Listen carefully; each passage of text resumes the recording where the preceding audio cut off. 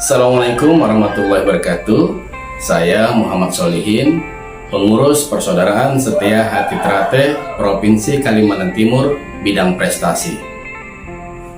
Mengucapkan selamat dan sukses terselenggaranya kejuaraan pencak silat PSHT Cup se-Kalimantan pada tanggal 1 sampai dengan 3 Oktober 2024 di Balikpapan, Kalimantan Timur.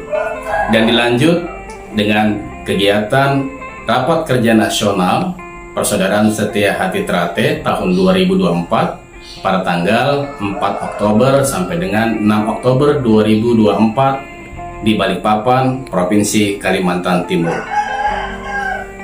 PSHT Jaya.